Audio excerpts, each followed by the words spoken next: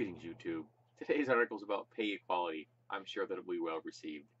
As of 2018, Massachusetts will bar employers from asking for salary history before making a job offer as part of a law mandating equal pay for comparative work. The law passed the state legislature unanimously and was signed into effect by Republican Governor Charlie Baker. It also bars employers from punishing employees who discuss their pay with coworkers.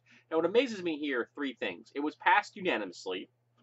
It was signed into law by a Republican, which just shows you that there actually is a really broad difference between New England Republicans and some Republicans elsewhere.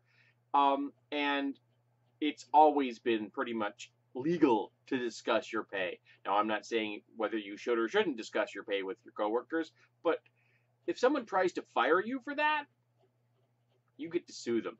It's a little more blurb here. The law is aimed at closing the wage gap between men and women. Salary history is an obvious way to discriminate against people who, with a break in employment, e.g., women who take time off to raise children, as well as a way to compound initial salary discrepancies across the arc of a person's career. Professor Randy Albeda of the University of Massachusetts Boston noted last year, where you start determines where you end up, which seems blazingly obvious, and that we wouldn't necessarily need a professor to tell us that. In a story about the U.S. Office of Personnel Management issuing guidelines that de-emphasize salary history in setting pay for new hires.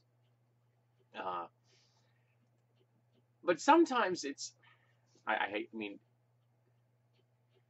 sometimes we don't want to listen to something that's really obvious because it's easy to ignore until someone that we give the power of authority to, in this case a professor, points it out to us. I've encountered that in my own life, telling someone who I am a subordinate to something and having them ignore it.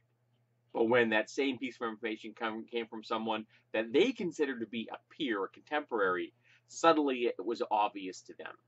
Even though I had been presenting that same piece of information, they ignored it because I was beneath them in the hierarchy.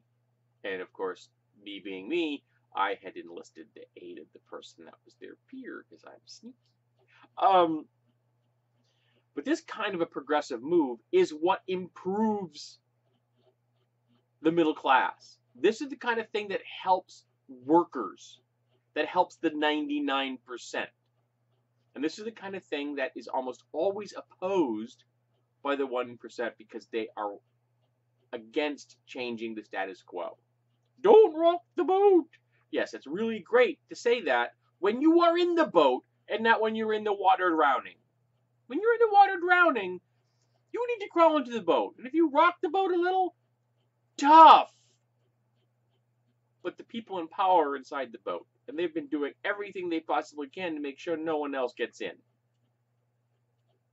Well, it's time to change that. And this is the kind of progressive move that helps us do that. It's a tiny little increment, but one step at a time and you can get to the top of a mountain.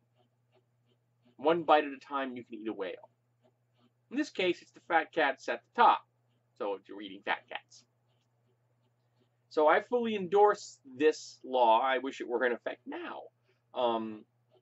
And this is the kind of progressive move that helps Americans. That a Republican got on board is kind of amazing.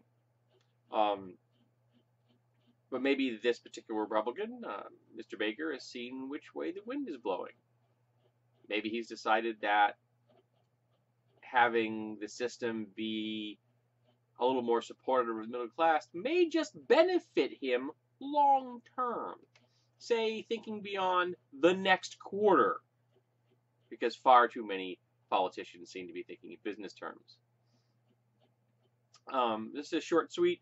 I really endorse this. I'm glad we have it, and I hope that we can get more laws like this to make the changes that will help the middle class as opposed to harm it, which has been the tradition of the Republican Party for the past 40 years.